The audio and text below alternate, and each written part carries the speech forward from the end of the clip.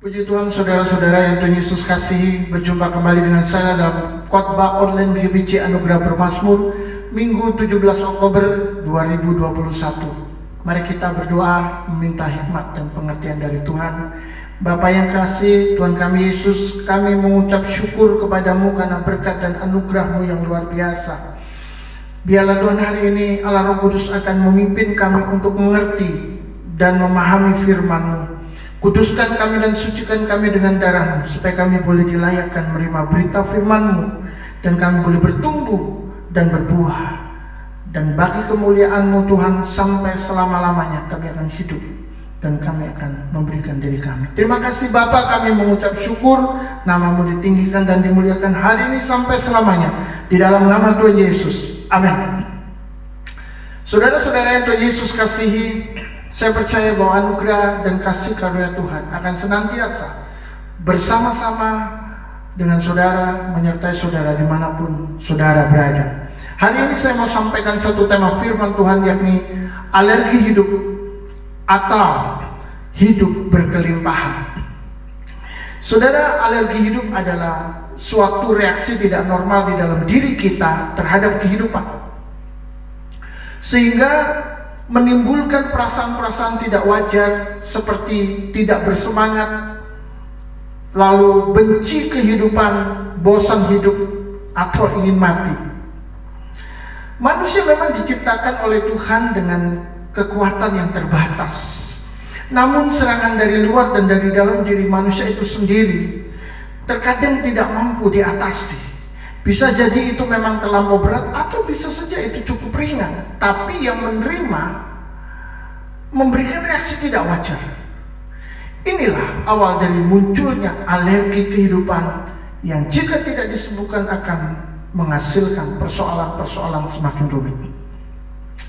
Tuhan mengajar kita tetap bertahan dan bergembira di dalam percobaan. Ini cara penyembuhan yang paling masuk akal terhadap alergi kehidupan yang sudah banyak menghancurkan manusia dan menjadikan mereka seperti zombie di dunia, tanpa hati, tanpa rasa. Mari kita membuka surat Yakobus pasal 1 ayat 12. Berbahagialah orang yang bertahan dalam pencobaan, sebab apabila ia sudah tahan uji, ia akan menerima mahkota kehidupan yang dijanjikan Allah kepada barang siapa yang mengasihi Dia. Kita lanjutkan di dalam surat 1 Petrus 1 ayat 6. Bergembiralah akan hal itu, sekalipun sekarang ini kamu seketika harus berduka cita oleh berbagai-bagai percobaan atau pencobaan. Saudara, Tuhan mau kita melihat kehidupan dengan optimis di dalam rancangannya. Meskipun keadaan di sekitar kita sedang kacau, banyak masalah, banyak tekanan, jalan buntu, tidak ada jalan keluar, tapi kita tetap harus optimis di dalam rancangan Tuhan. Artinya kita tidak melihat kondisi dan keadaan di sekitar kita, tapi kita melihat Tuhan yang memberikan kepada kita janji. Tuhan yang menetapkan kehidupan kita adalah baik, penuh masa depan di dalam Dia yang berkuasa. Jadi Tuhan tidak menghendaki kita pesimis, sebab Dia yang menyertai kita lebih besar dari semuanya itu. Kembali ke tema alergi kehidupan atau hidup berkelimpahan. Itu adalah pilihan. Saudara, mengapa kita suka melihat film tertentu? Pasti karena ada cerita yang kita lihat itu menarik perhatian dan bisa memuaskan hati kita. Tapi ketika kita sudah melihatnya berkali-kali dan sama saja itu lagi, maka saudara, kita akan mulai merasa bosan dan malas untuk melihat dan mendengarnya lagi. Itu sebabnya mereka yang bekerja di bidang hiburan atau pertunjukan selalu berusaha menciptakan hal-hal yang baru, atau yang kita sebut dengan inovatif, begitu ya. Dan itu membutuhkan kreativitas agar penonton tetap setia menyukai penampilan mereka. Kalau melihat para komedian menjatuhkan harga diri mereka sampai habis, menjelek-jelekan diri mereka sendiri dan membiarkan komedian lain menjelek-jelekan mereka, kadang saya sering bingung. Kenapa mereka mau melakukan itu? Tapi mereka memang rela melakukannya, asal bisa membuat penonton tertawa. Saudara-saudara, apa yang menyebabkan hal itu bisa demikian? Jawabannya sederhana, demi konten. Asal laku dan menghasilkan uang, apa saja mungkin akan mereka tanggung dan mereka halalkan. Seperti itulah kondisi dalam dunia pertunjukan entertainment.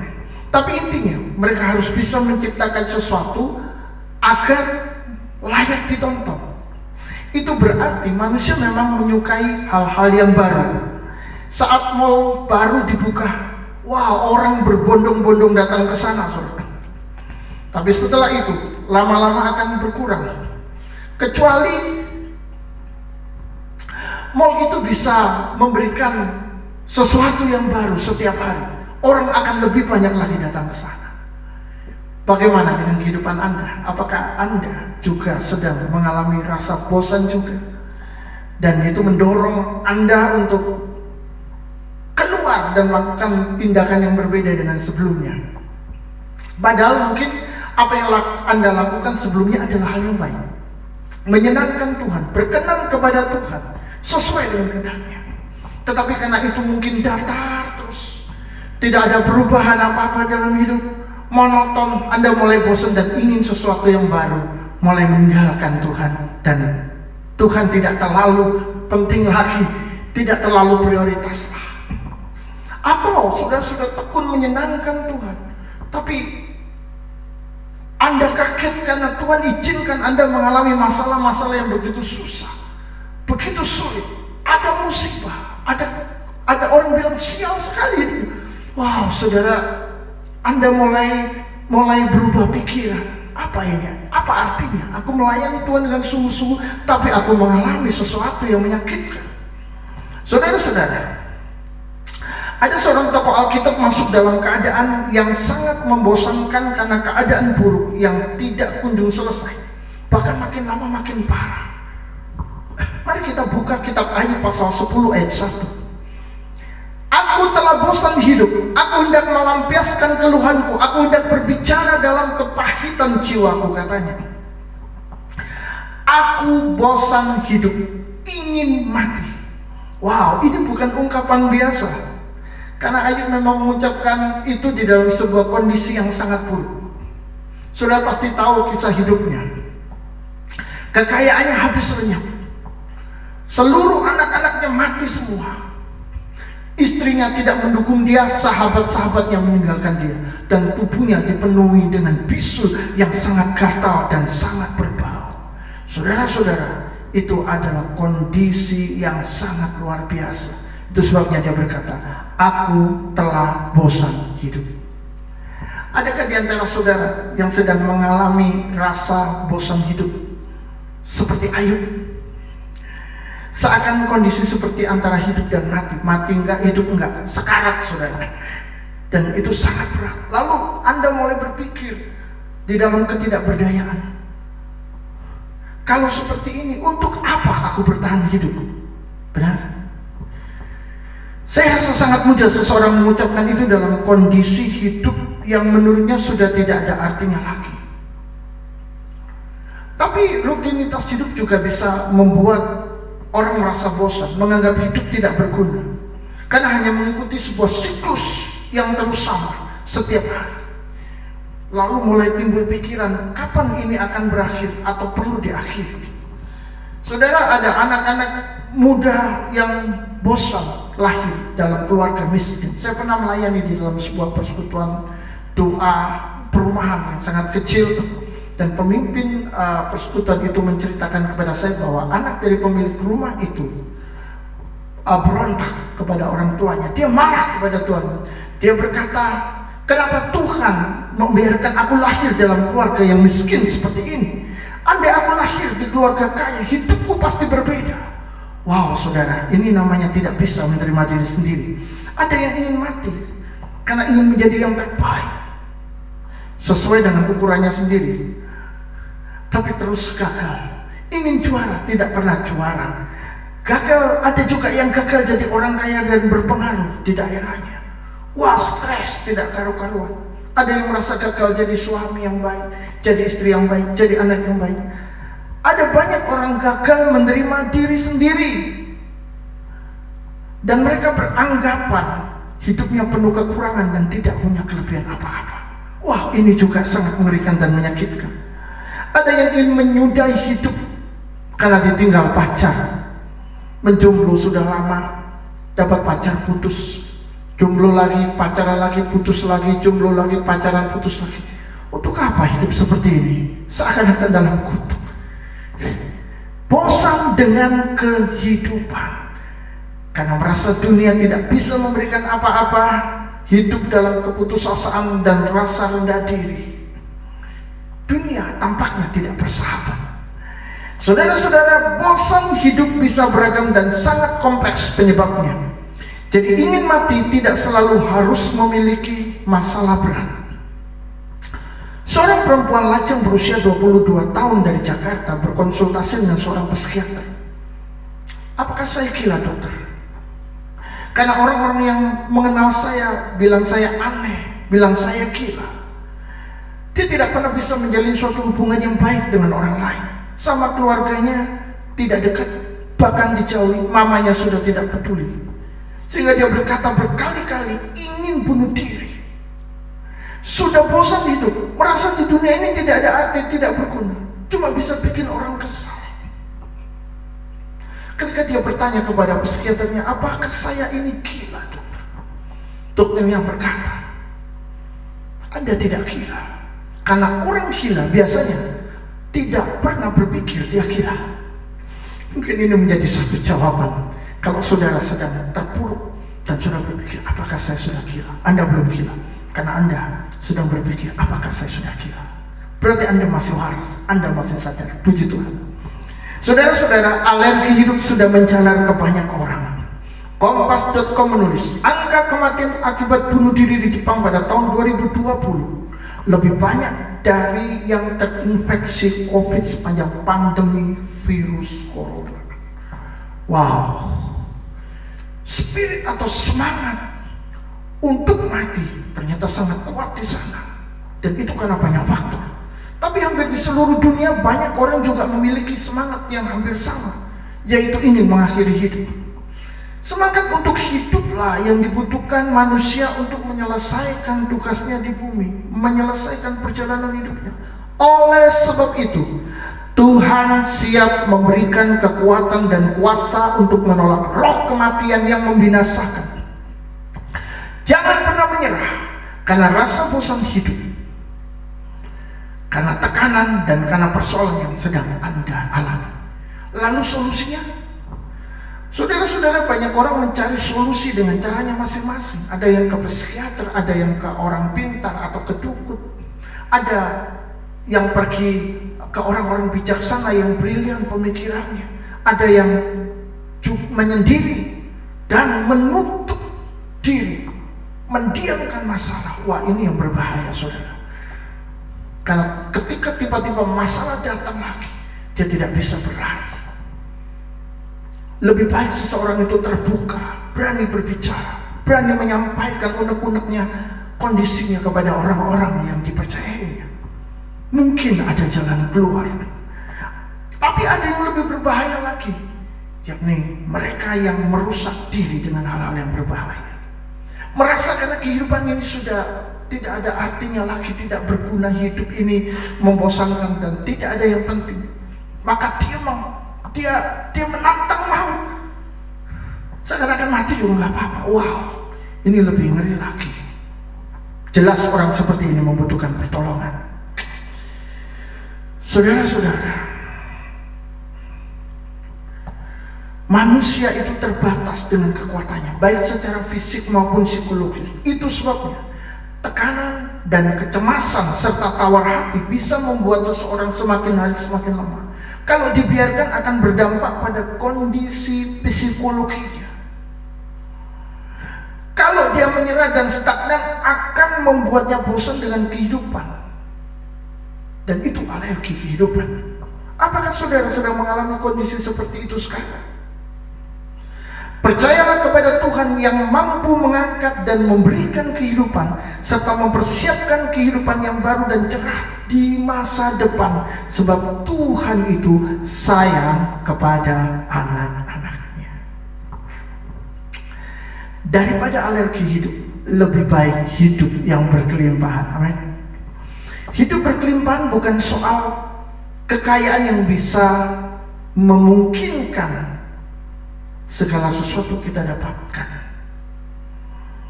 atau kelebihan-kelebihan lahiriah yang membuat kita berkuasa, dipandang dan dilayani. Berkelimpahan bukan soal kemampuan-kemampuan supranatural yang kita miliki yang bisa membuat kita merasa kuat dan hebat seperti Tuhan. Mari kita melihatnya dengan cara paling sederhana, kemudian lebih jauh lagi, dan memutuskan kehidupan seperti apa yang kita mau. Kejadian 27 ayat 3 sampai ke 4. Maka sekarang ambillah senjatamu, tabung panah dan busurmu, pergilah ke padang dan burulah bagiku seekor binatang. Olahlah bagiku makanan yang enak seperti yang ku gemari. Sesudah itu bawalah kepadaku supaya ku makan, agar aku memberkati engkau sebelum aku mati. Ini adalah pembicaraan antara seorang ayah dan anaknya, Ishak dan Esau. Ketika Ishak mau memberikan berkat hak kesulungan kepada Esau, dia meminta Esau pergi berburu, menangkap binatang, lalu diolah menjadi sebuah makanan yang digemari olehnya. Saudara-saudara yang dikasihi Tuhan, setelah itu dia akan memberkati sebelum dia mati. Manusia duniawi tidak bisa dilepaskan dengan yang namanya rasa enak.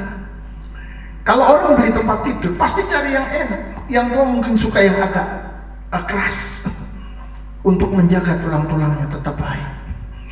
Tapi yang lain mungkin suka yang empuk supaya tidurnya nyenyak. Atau ada yang suka yang mentul-mentul, saudara. Biasanya ini disukai oleh anak-anak, karena bukan cuma bisa untuk tidur, tapi juga bisa untuk loncat-loncat, saudara, seperti main trampolin begitu. Ketika wisata, seseorang juga cari pemandangan yang bagus, udara yang sejuk, yang jauh dari keramaian, tidak berisik, tidak bising, tenang, nyaman. Pokoknya bisa bikin orang merasa enak lah. Demikian juga dengan Ishak, saudara, yang memerintah Esau anaknya untuk berburu dan mengolah makanan enak yang sering dinikmatinya. Itu adalah hal yang wajar, ingin merasakan enak. Saat mencari makanan, kita tidak mungkin cari yang basi, yang dagingnya keras seperti tulang. Kita pasti cari yang enak. Itu sebabnya kalau orang mau makan, dia mikir dulu, enaknya makan di mana ya. Saudara-saudara dikasih Tuhan, tentu saja setiap orang mencari sesuai dengan seleranya masing-masing. Tuhan tidak melarang kita menikmati berkatnya, merasakan enaknya hidup dan bahkan kelimpahan. Yang dilarang adalah kalau yang enak itu mendatangkan dosa. Makanan enak bukan dosa, tapi kalau makan enak sampai muntah-muntah dan terus makan karena rakus, itu adalah dosa. Hobi baik bukanlah suatu dosa. Bukan hobi maling, bukan hobi mencuri, bukan hobi menyakitin orang dengan kekerasan. Tapi kalau hobi itu sudah menggantikan peran Tuhan dalam kehidupan kita, menggeser waktunya Tuhan sehingga kita tidak punya waktu untuk Tuhan, kita hanya punya waktu untuk menghabiskan diri dengan kesenangan-kesenangan sesuai dengan hobi kita, itulah yang dosa. Saudara, saat di Taman Eden, Tuhan memperbolehkan manusia menikmati kehidupan yang berkelimpahan, berkecukupan, saudara. Tidak kurang sedikit pun di dalam anugerah Tuhan. Tetapi tetap ada batasnya. Tuhan berkata, di mana pohon di tengah taman, itu janganlah buahnya kamu makan. Pada waktu kamu makan, kamu akan mati. Itu batasnya. Jadi, kalau Dia menciptakan hidup yang berkelimpahan untuk kita, lalu kenapa kita harus alergi dengan kehidupan? Perlu dikaji, jangan-jangan ada yang salah dengan anak-anak Tuhan yang alergi dengan kehidupan. Saudara, bosan hidup boleh, tapi kalau bosan terus-menerus dan tidak ada henti-hentinya, maka rasa syukur berarti tidak ada di sana. Menerima kehidupan sesuai dengan kehendak Tuhan juga tidak ada di sana. Mari kita menerima diri kita apa adanya dan bersyukur karena rancangan Tuhan tidak mungkin salah atas kehidupan kita. Amin. Kehidupan itu adalah berkelimpahan di dalam Dia yang mengasihi kita, memperhatikan kita dan menjaga kita. Mungkin saja Anda sedang frustasi karena kondisi terpuruk. Entah apa penyebabnya. Tapi Tuhan mau saudara merasakan nikmat, merasakan kelimpahan hidup bersama Dia yang tidak pernah meninggalkan Anda. Tuhan kita Yesus selalu menantikan kita mencari Dia dan mendapatkan kekuatan yang baru untuk melangkah lagi, melihat keajaiban dan pertolongan serta kasih-Nya melewati awan kelabu dan lembah yang curam, sehingga Anda bisa tetap bersuka cita dan berterima kasih untuk kemurahan, kebaikan dan cinta darinya. Jangan alergi dengan kehidupan, karena masih banyak yang bisa kita kerjakan dalam kondisi terpuruk sekalipun, agar namanya ditinggikan dan dimuliakan melalui kelemahan kita untuk menunjukkan kebesarannya. Saudara-saudara, ada seorang ibu dengan 3 anak yang masih kecil-kecil dan suami yang masih muda di bawah 40 tahun. Suatu kali ibu ini berontak kepada Tuhan. Dia tidak bisa menerima keadaan. Dia marah kepada Tuhan karena mendengar suaminya kecelakaan dan meninggal. Dia marah, saudara. Dia merasa sekelilingnya gelap, penuh rasa takut dan khawatir karena tidak tahu bagaimana menghadapi kehidupan, menghadapi masa depan yang tanpa kepastian. Adakah di antara saudara saat ini sedang merasakan hidup tanpa kepastian, masa depan tanpa kepastian, bingung memikirkannya, bagaimana itu nanti? Saudara-saudara, ibu ini sedang mengalaminya. Lalu dia datang kepada gembalanya, kepada hamba Tuhan untuk didoakan agar dia bisa ikhlas melepaskan suaminya dan dapat menjalani kehidupannya ke depan tanpa suami yang selama ini menjadi sandaran hidupnya, sandaran ekonomi dan sandaran untuk ketenangan batin jiwanya. Saudara, dia belajar menyerah dan mencari tahu akan apa yang Tuhan mau di dalam kehidupannya. Lalu dia berkata begini, saudara, bulan berganti bulan, tahun pun berlalu. Puji Tuhan, tak henti-hentinya saya bersyukur atas penyertaan dan kasih Tuhan dalam hidup saya. Dia tidak pernah meninggalkan saya. Dia memberikan kesehatan, pekerjaan dan berkat yang besar, meskipun sendirian membesarkan anak. Sekarang si sulung sudah S2 dan sudah menikah. Anaknya yang kedua juga sedang kuliah di jenjang S2. Anaknya yang ketiga sudah semester 7. Dari kejadian yang saya alami, katanya, saya belajar tidak bergantung kepada manusia, tapi berserah kepada Tuhan dan memberikan hidup kepada Tuhan agar Ia berdaulat di dalam hidup saya. Tidak ada yang mustahil bagi Tuhan. Ia senantiasa menyertai kita. Wow, ini adalah sebuah kesaksian yang indah. Ini adalah kata-katanya. Jadi saudara, alergi hidup itu seharusnya bukanlah untuk mereka yang memiliki Tuhan. Alergi hidup untuk orang-orang yang tidak memiliki Tuhan. Kalau Anda memiliki Tuhan, maka Anda akan menikmati hidup berkelimpahan di dalam Dia. Amin. Silakan pilih, semua ada di tangan Anda. Yang pertama yang perlu kita ingat, bosan hidup bisa beragam dan sangat kompleks penyebabnya. Jadi ingin mati tidak selalu harus memiliki masalah yang berat. Manusia itu selalu ingin yang baru agar tidak merasa bosan. Yang kedua, percayalah kepada Tuhan yang sayang kepada anak-anaknya, dan hidup itu adalah berkelimpahan di dalam Yesus yang mengasihi kita, memperhatikan kita dan menjaga kita. Jadi alergi hidup itu seharusnya, ini yang ketiga, jadi alergi hidup itu seharusnya hanya untuk mereka yang tidak memiliki Tuhan, bukan Anda yang mempunyai Tuhan, karena Anda memiliki akses menikmati hidup yang berkelimpahan di dalam Dia.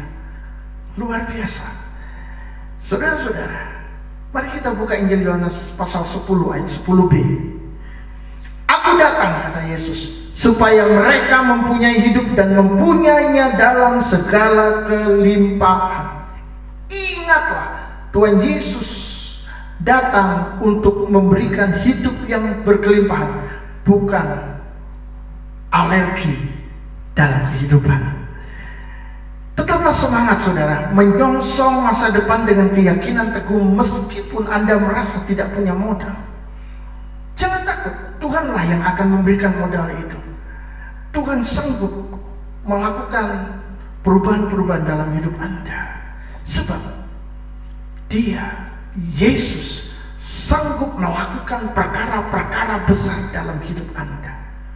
Amin.